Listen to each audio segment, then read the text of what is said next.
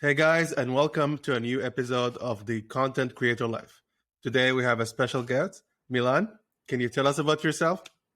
Hey, Zach. Yeah, thanks for having me on today. A bit about myself, 27 tomorrow, from Belgium, living in Vietnam for the last 3 years, I think. 3 years. And by trade, I'm a videographer. I run a production company here in Saigon.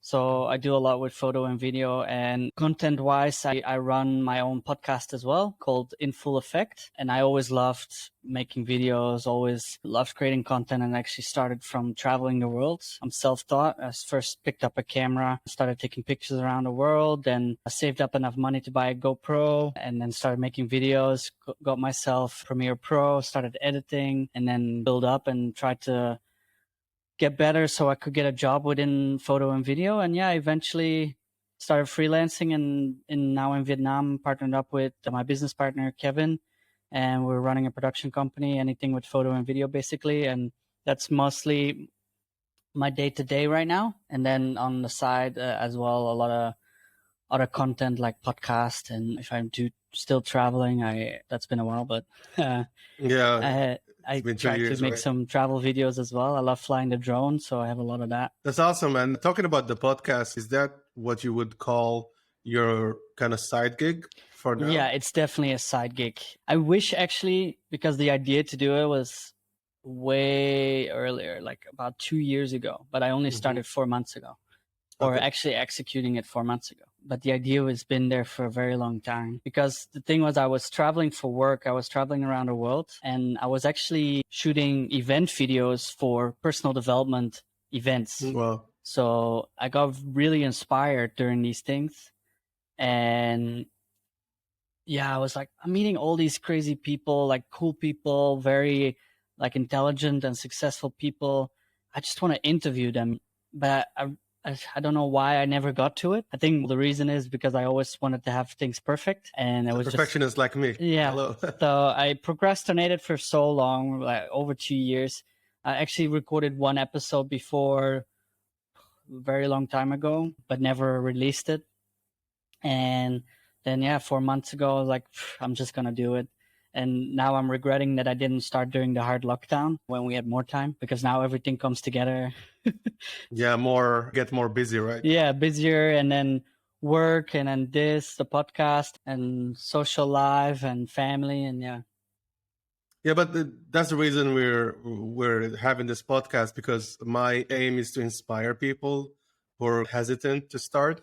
And just the message is basically you can start today. It doesn't matter if you have a full-time job. Like recently, my recent guest was a scientist. Wow. And yeah, and she has a full-time science projects, and she's super busy. But at the same time, she's doing like artwork on Instagram. And she's growing really fast. So it doesn't matter what kind of schedule you have or work, but you can always start in the creator economy. Can we talk a bit about the podcast that you create, and what kind of podcast is it? And can you tell us a bit about it? Yeah, sure. So it's called In Full Effect. It's called In Full Effect. I also do video podcast because I'm a videographer by trade. Obviously, I do video as well.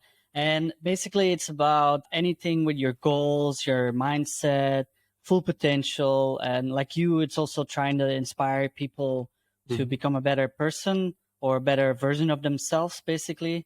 And I just interview people, from any expert or any person basically in any trade, because there's so many lessons to be learned from them. Like I said, I met so many personal development coaches over the years. I wanted to interview them, and that's how my first few episodes was like that. I think actually I just booked in another person, like personal development coach, for next week, so that's super exciting. And they all have like their own visions and things. But then I also interview business owners here in Saigon, or other podcasters, or anybody where you basically can learn something valuable from. And that's even an English teacher. That's whoever. That could be a father that could share some insights on how to be a good father or how to run a family, things like that. Yeah, it's always very interesting to see people's vision on certain things, because I ask the same questions, but they get answered very differently from person to person. And yeah, the goal with the podcast is basically, first of all, find my own goals. I'm still young, only 27. So it's like I have a lot to learn myself. And in the progress of doing that, I hope to help others find valuable information out there as well. If I can help one person out there with the podcast, that would be amazing. That's awesome, and it aligns with my goal as well with the podcast, which is basically to inspire creators and get going in this gig economy and creator economy, because it's going to get huge. Actually, I just saw a recent analyst saying that maybe the gig economy will reach $1 trillion. Wow. in 2 or 3 years. Yeah, this definitely now with the whole lockdown, obviously TikTok went really big, and there's a lot of creators that started growing, and also not just because of their creators, they also turned that into other things because they got known. So they start doing other businesses as well. Yeah, the creator economy is huge and very interesting as well, because it's very, can I say, volatile, in the sense that one hype starts here, but then the next hype is already starting there. And yeah, it's very... I'm really excited about it because I'm a big fan of the concept of polymathing, or being a polymath, which basically means that you have different passions and you kind of express them in different ways, and you're multidimensional instead of being this kind of narrow, living this narrow life. By the way, I'm a fan of polywork.com. I don't know if you know this website. Yeah, I know. Just send it to me as well. And he said he gave it to you, and then you immediately made a few connections. A lot of interesting guests from Polywork, and it's amazing because I like that was like the thing that I really wanted to explore, like how to succeed in different fields like fitness, content creation, YouTube, doing tech. And it was always this kind of challenge of how can we go back to those guys like Leonardo da Vinci? They used to be like everything, philosopher, doctor, astronomer, whatever, like the Renaissance. Yeah, exactly. So I think going back to this kind of idea of creating content in different ways will be liberating for a lot of people, because you might be an engineer or doctor or whatever, but you have an expression inside of you that's like in a jail, and it needs to get out. So that's the reason we're doing this. Milan, can you talk a bit about the process of creating the podcast for you, like in terms of how would a day of creating content look like for you? Right now, because the podcast is still very young, there's no consistent day within. Like I said, it's a side hustle as well. So it's basically whenever I have time, especially with my job.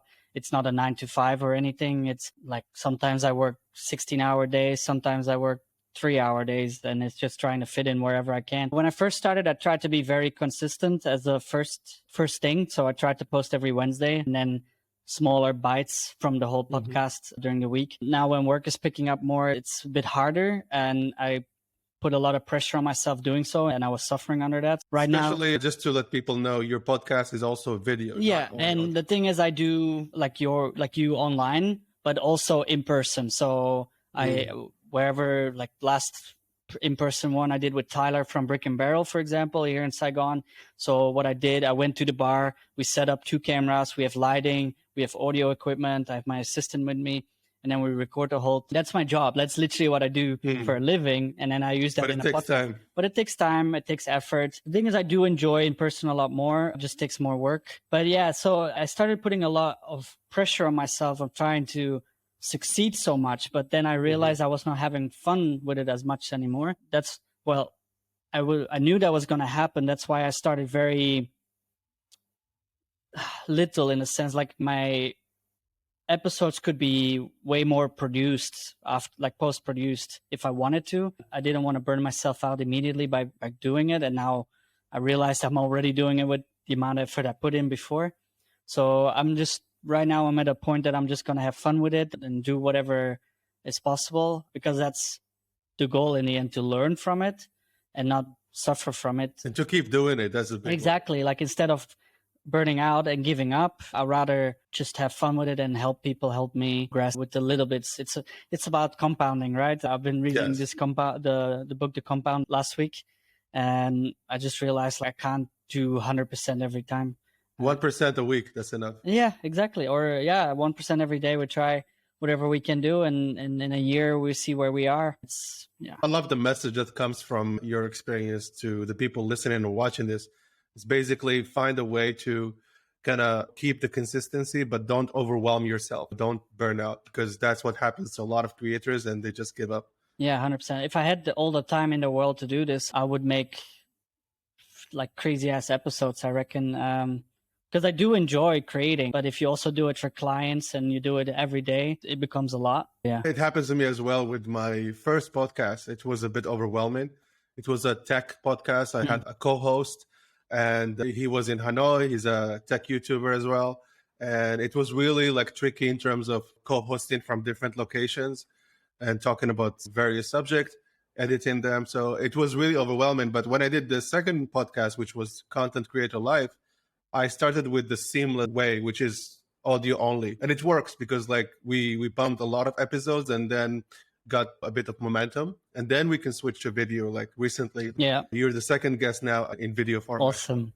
Yeah, that's great. Milan, can you tell us a bit about the tools you use to edit and shoot your Yeah, because photo and video and audio is basically like what I do for work. So I have the whole Adobe Creative Suite. If I film in person, it's just camera setup, lights, everything, audio recorders. Then I edit everything in Adobe Premiere. I process my audio in Audition. So that's usually for the noise cleanup. Use it there, but it's like all the Adobe Pro like software is very seamlessly used. So I can just run that through Audition, get all the audio cleaned up, and it's very effective. Honestly, like I've done video podcasts in the middle of Saigon in a park where all the crickets are chirping. I've done one in Union Jack in a restaurant/cafe, basically where the fans were blasting at us. I've done one in Saigon Outcast here, and I was able to clean up all the audio. Obviously, when I use Zoom is like when I do my interviews through Zoom right now for two reasons. It's the video gives me a nice background. So now I only have white, but normally I have like a penthouse background. Yeah. Virtual background. Yeah, exactly. And the audio gets cleaned up automatically in Zoom.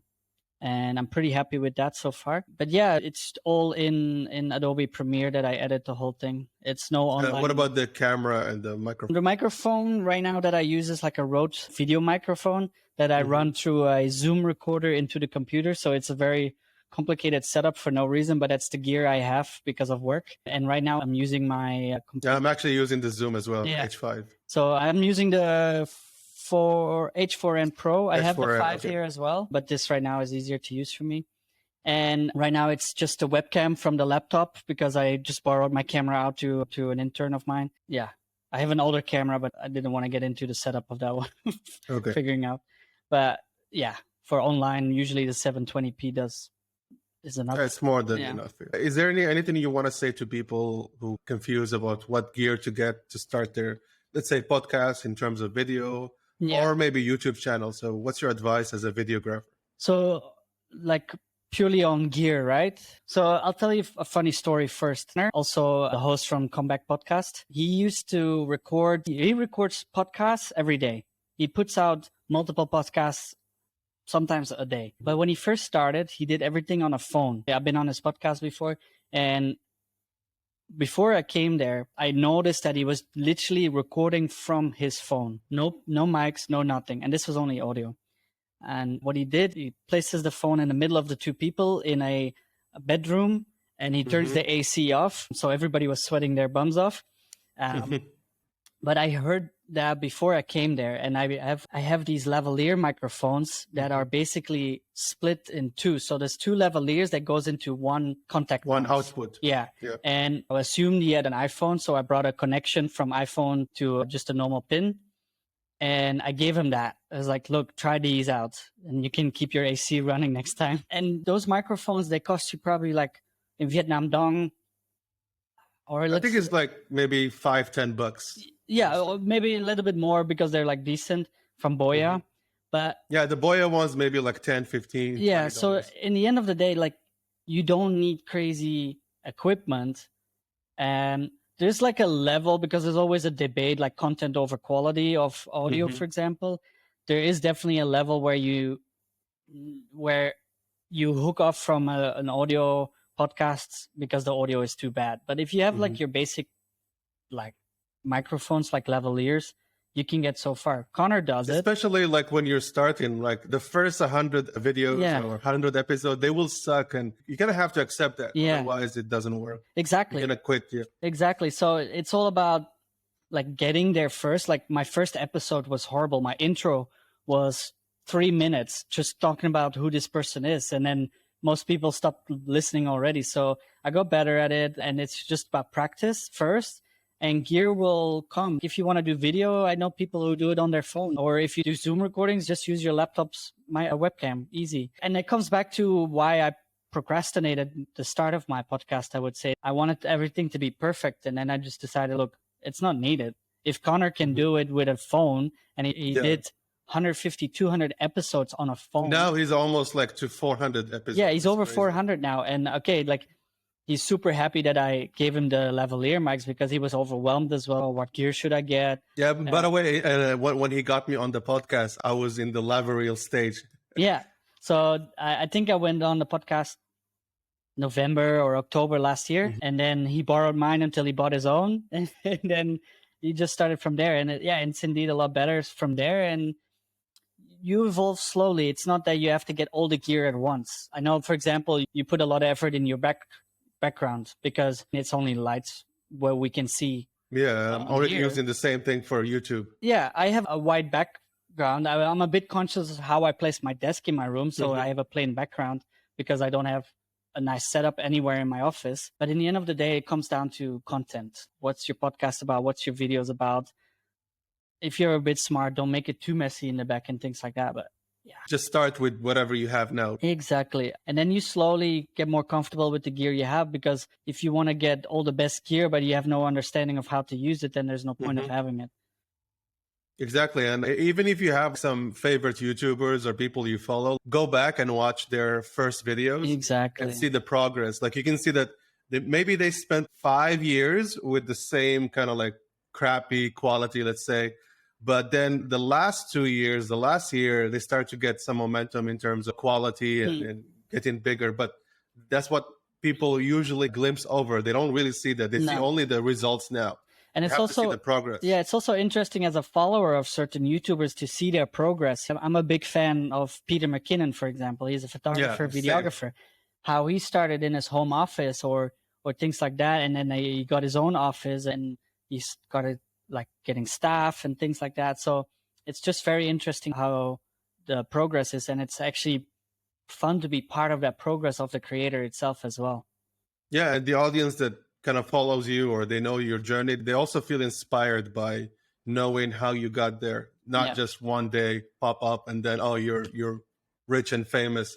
It's more, oh, this guy really worked hard for it. Yeah, I can see exactly. it. So, Milan, can you move on to talk about the struggles that you might have faced when creating content in terms of, let's say, first technical struggles? Okay. Then we can move on to the psychological, the mindset, content creation.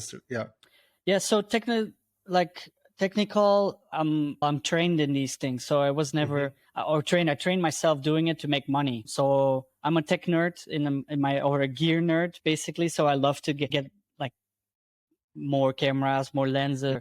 I'm always into that. So I always had an understanding of these things. And to be honest, I had to figure out a lot. Like right now, my microphone is normally the one you put on a camera, but I found the right adapters to turn it into my Zoom, and then my Zoom goes into my computer. So that's literally what I did with my D3 Pro. I turned it into a voiceover mic by putting it into the computer. Yeah. But it's supposed to be on the camera. Yeah. Like it's a shotgun mic. Exactly. I had the shotgun mic because this is the first microphone I ever bought to do videography with. This is 4 or 5 years ago, and it's still working, only on the second battery of it. But technically, not many problems. I was just like, how far do I go in quality? Do I overwhelm myself and get the best I can? Or do I keep it simple so I can repeat it easily? Okay, so the reason I'm asking this question is because sometimes creators, they face those technical issues and they can start to get overwhelming or frustrating. And 100%. My question is basically, how do you deal with those moments where, let's say, the mic was off while you were recording, which happened to me before, or stuff like that really puts you off? How do you overcome it? That's the real question. Like I had it happen before where I had an interview and I have an assistant who is, for example, not really advanced in video and audio recording, but I need him to monitor the cameras and stuff like that. And the first 10, 15 episodes, we struggled a lot because he didn't really understand what to do. But as long as it's for myself and my living, is not depending on it, then every mistake is basically just a learning process. Yes, the guest's microphone didn't work, but I had on-camera microphones. I had my microphone, so I had just a combination of all three other microphones to use her audio. It wasn't great, bummer, but I managed to salvage a little bit, for example, and the content was still out there. Yeah, and that's the message, to salvage, adapt, and move on. Yeah, exactly. Get stuck.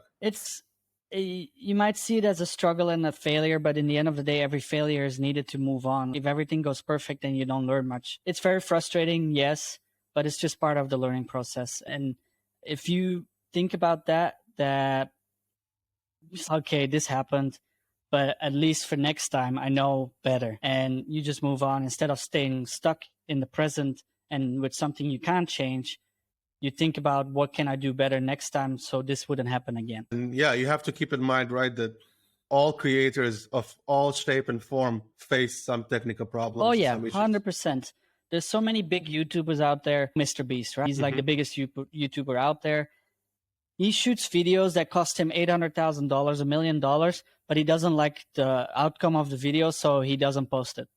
But he spent $1 million on it. But yeah, it's just how it works. Not depending on how perfect you want to put out your content, or what your actual message is. Is your message, I want to bring out a perfect podcast, or you want to bring on this guest and listen what that person has to say? And if the audio is maybe not as good, then maybe apologize to your listeners. Sorry, we had technical issues, but this was a crazy episode and it was very interesting to listen to this person.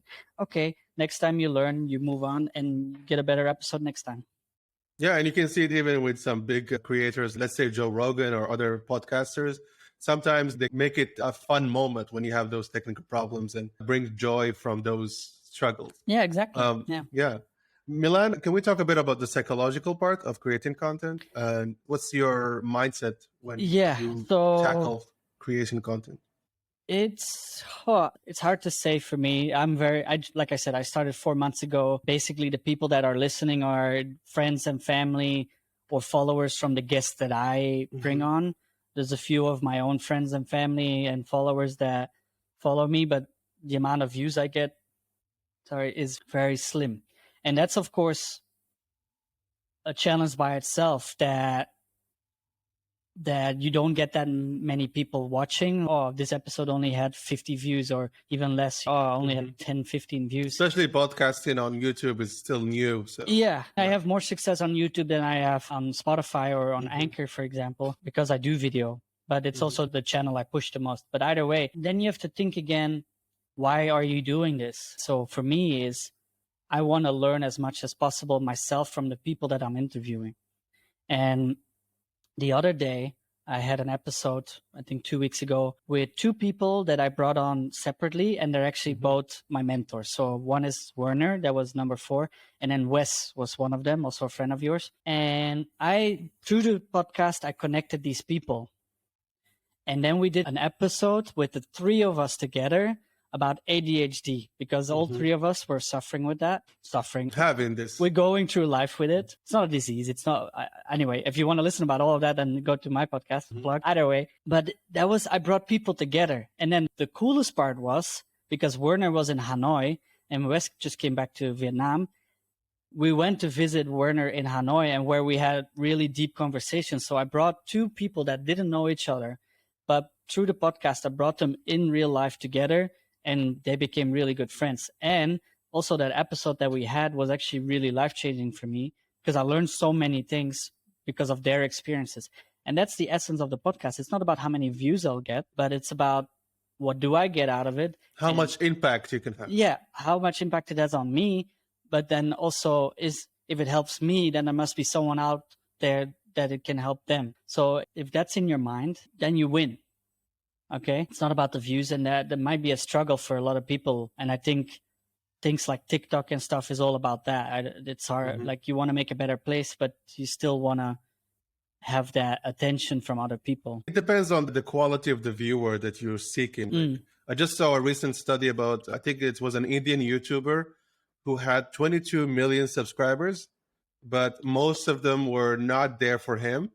Because he was doing a lot of giveaways. So that's an example of, you can have a huge audience, but they're not really the kind of audience you want to have. Like Yeah, come for actions. the actual giveaway and they just leave. Yeah. I would rather trade that with 80 or 100 real, let's say, dedicated audience or people that really want to watch, see your stuff. Yeah, exactly. Yeah, mindset wise, it's like I said, I struggled in the beginning, or like I struggled keeping the consistency and putting a lot of pressure on myself. So now I just try to enjoy it and see, because the people see it in the end as well. Like if they see you enjoy it more, then they'll be able to resonate a lot more with you than you trying to burn yourself out doing this stuff. Absolutely. And is there anything that you can tell us about your kind of video production world that helped you with content creation? Yeah, so basically like what we do for the company is, so I'm partnered there, and what we do is anything with photo and video. So for video, we do a lot of interviews, corporate interviews and stuff like that. So actually the podcast helped me refining that process of the like extra practice, right? Yeah, it's extra practice, and then you learn more and the experience is way quicker. So you can turn that experience into value towards your clients, for me. And so that makes the client happier, gets you referrals, gets you more business and things like that. So it's a good practice. Plus my assistant is also the assistant from my production company, learns a lot more. Yeah. So, awesome. Yeah, you can use all those skills that you gain from the Exactly. video production to put it into your podcast and grow Yeah. both of them, actually. And also the podcast helped me be way more comfortable on camera, for example. I always struggled to find my words. I love talking, but on camera, it's always a different story. And definitely the first few episodes is like, what do I do now? Okay, my question is, okay. But then when you notice that in my first few episodes, it's all like that. But then when you check my few latest ones, it's really laid back. It's more conversation like we were having. It's not, I have a question, you answer, and I move on to the next question. No, it's more. So you get a lot of skills from doing this, and you learn a lot. Like it's not only the technical skills of producing a podcast or a video podcast, but it's also the speaking skills. It's the interactions you have with people, with different people. Like I've interviewed people in Zimbabwe, in the United States, in Belgium, in Vietnam, in Singapore, things like that. It's just a lot of fun, to be honest. A lot of fun and learning, right? Yeah. So Milan, this question is really interesting because I think of it as an advice for people starting today. So can you take yourself back to the first day you started and you're talking to Milan back then? What would you do differently if you start today from what you learned? Yeah, that's a bit what I said just now. It's about relax more, have fun with it. Don't put too much pressure on yourself. And you have to definitely create a plan and a goal for yourself, so it doesn't become too laid back and then you slack off. There's definitely still, you need to put in the work no matter what. If you want to create a podcast, you need to put in the work. But it's like you can create a nice background, you can make sure you have all the gear and stuff like that, or you can make it easy and you just interview people with a easy microphone, and the post production is easier as well. Exactly. So you win here and you lose there. Yeah. So the thing is, you can produce the craziest podcast with 16 cameras if you do it in person, and you have all the angles, and you have an audio person on site as well that manages everything. But that's going to cost you money. That's going to cost you more effort in producing. Or you can do it by yourself and you just have a good conversation. And then when you get more comfortable, you move on to the next step and you get an extra piece of equipment and maybe makes your podcast a bit better of quality. But as long as your content is solid and people are enjoying it yourself, like the podcast, just keep going, have fun and learn from it as well. Learn from your mistakes. Don't be bothered by failing here and there. Struggles happen. That's the story of our lives. Nothing goes the way you want it anyway. And something I can add to that, because I know some people who have different approaches when it comes to YouTube or podcasting. Some people go with the route of like high quality first, and some people go with the simple stuff. But here's the thing, the successful ones are the ones that keep it within their means. Actually, it's either within their means in terms of financially or skill set. If you start to kind of overwhelm yourself, like you said from the beginning, maybe buy too much gear, you want everything to be perfect, and then you don't see the traction that you wanted, that's a big kind of discouraging effect on you. So I like the advice you said, which is basically stay within your means, start simple, and move from there. Yeah. And don't compare yourself with other people. Yeah, and the thing is, what I was thinking is, if you have a very advanced setup, for example, but you have no clue what to do with it, because you have the technical setup that looks great, people will start creating expectations as well. Like, Exactly. oh, this person must be really good. But then if, like I said, your speaking skills and everything doesn't match really with the visuals, because people are all about expectations, then people get disappointed. And if you do it the opposite way, like, yes, you have a basic setup, but your content is great, people will keep watching for that rather than having. It's about being humble and authentic at the same time. Yeah, exactly. Authenticity. Yeah, just start wherever you're comfortable and go from there. Absolutely. I really appreciate that advice. I think a lot of people will benefit from this. Milan, we're almost going to wrap up this podcast. Can you tell us about your next projects and what you're working on? The thing is, I always try to do as much as possible, but then I realize that I need to focus on one or two things really good. So I still try to do the podcast as much as I can. I'm trying to grow the business we have here, the K Collective. We're just trying to grow it. We're just a bunch of people right now, but we're really trying to grow it to a bigger company. So the main focus is there. Now that travel is back, that's one of the things that I want to get back into, and then travel with my fiance and experience Vietnam again. But yeah, the main focus is definitely on working more, also trying and learning new things. So I'm reading books every day now. Any favorite book that you can share with the content creators? I'm reading right now or listening to Atomic Habits. Sorry, on the compound effect. But the favorite that was Atomic Habits from a while ago. It's all very similar, but definitely very helpful. I'm actually reading and listening at the same time to different books. So depending on the mood I'm in, I swap over, and the time of day, I do that. And yeah, other projects is just trying to do a little bit extra here and there. I'm trying to get into stock footage as well now. So as a creator, you have so much, as a travel creator back in the day, I have so much footage. So I'm trying to make the best out of the hard drives I have. Yeah, that's what I'm trying to do as well now with my stock footage for tech. I have a lot of B-roll that I might actually just put it out exactly there. There's definitely a lot of stuff out there that you can use, and so there's always other ways. I'm trying to grow myself and grow my income, so there's different avenues I'm trying out here and there, and just living a polymath life. I try to, when you were saying that, I definitely tried to do, but then on the other hand, it's also very smart to basically get good at one thing first and then move on to the next one. So don't try it's like to the series kind of strategy instead of the parallel one.